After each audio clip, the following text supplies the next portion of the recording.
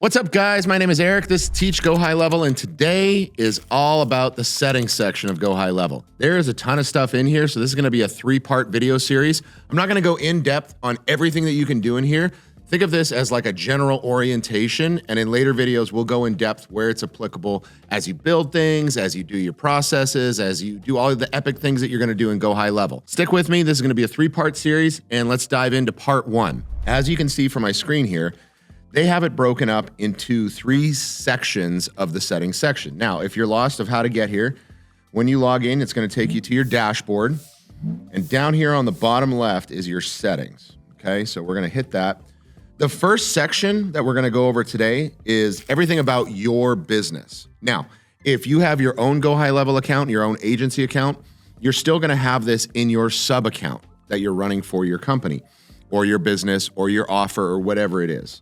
So there's four main areas of your business. So first is your business profile. Now, we talked about this partially when we were doing our phone setup. The first four boxes are your general information, your physical address, your business type. So this is where you would put in your EIN and who the authorized representative is. We covered all that in the A2P video, and my staff will put the video somewhere in this frame here for you if you need to go back and reference that. But there's a number of other things in here that could be really applicable to you. So the first one is general. There are some great things in here that you can turn on that will help your business stay compliant and also stay in communication.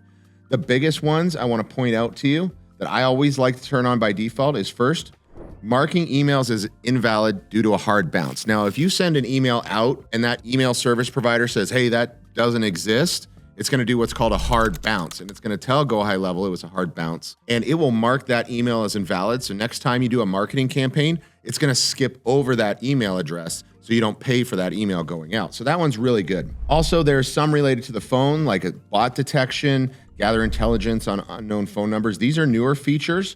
There's little information icons that you can get more information on there about what they do, but I'm gonna walk through what I would turn on if I was a brand new Go High Level user. So definitely wanna turn on mark emails invalid due to hard bounce.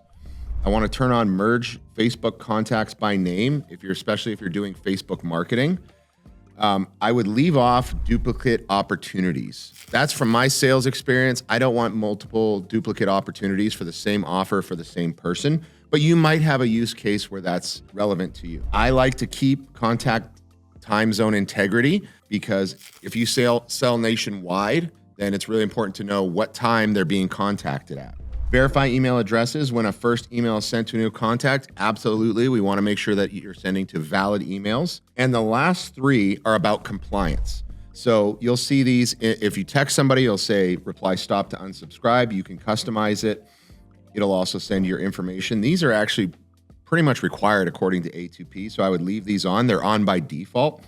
And then the email adds your unsubscribe link at the bottom. And when you have an unsubscribe link, the email service provider that you're sending to will recognize that, and it will give you good marks basically, and potentially have a higher chance of ending up in their inbox if you do that. Next is a call and voicemail settings. All right, call and voicemail settings is really cool. Let's say you're a busy business and you don't always get to the phone. Just having an ability to get a voicemail from a customer is super powerful. Obviously, we want to get to the phone as fast as we can, but if it picks up, pick when it does, 10 seconds, 20 seconds.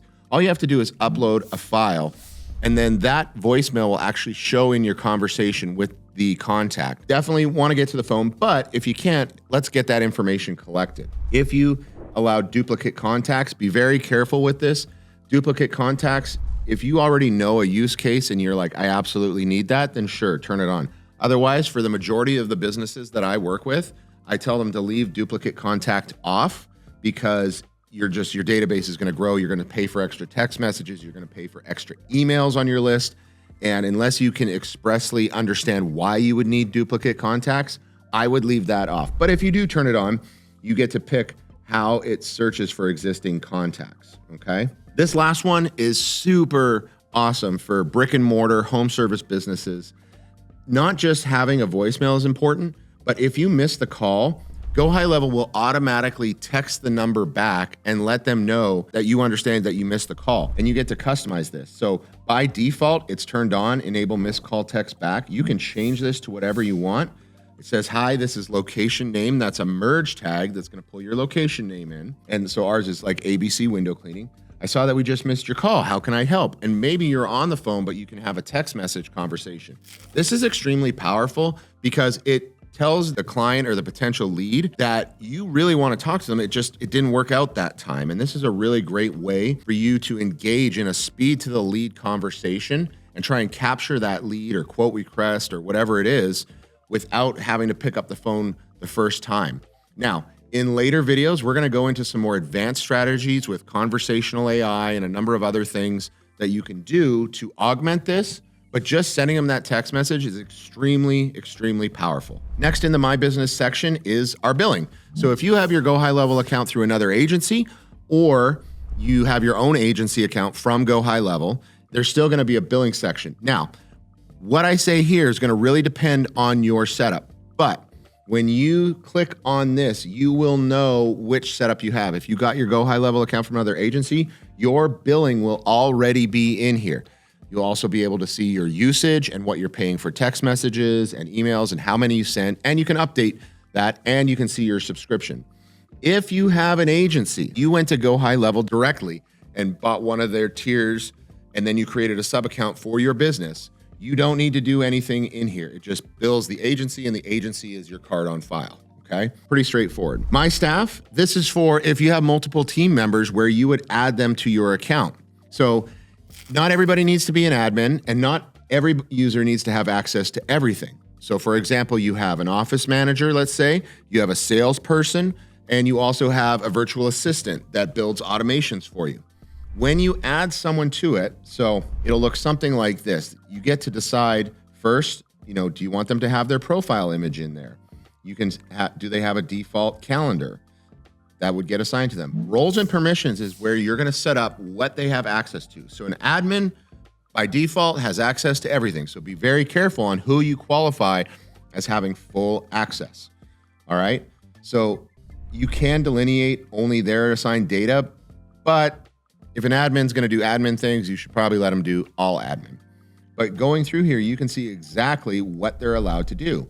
If you change it to user and you only want them to have access to automations, you can turn off all these other items for them. So that would be like for your VA that you hired to build an automation, let's say.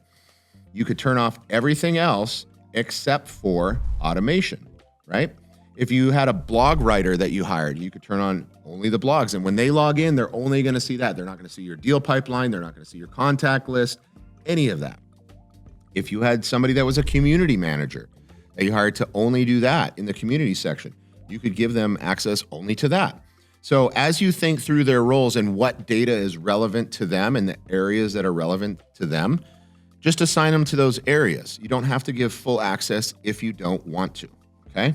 When it's all done, you just hit save and they're all set. If you're inviting a new team member, all you have to do is put in their first name, last name, and email, and they will get an invite to finish their logon creation. Lastly is the opportunities and pipelines. This is a bit of a legacy thing because we've already gone over how to set up your opportunities, how to use them, your pipelines, and all that. Within here, this is a settings section of opportunities and pipelines. So you're not going to be able to fully edit your opportunities, everything here. But the main setting that you get to pick is number one, are you going to allow different owners of contacts or their opportunities? So let me give you a use case example. Let's say that you have a business where someone buys a product from you and then they're assigned an account rep. You also have salespeople. And let's say one of your clients down the road decides to buy a higher tier package.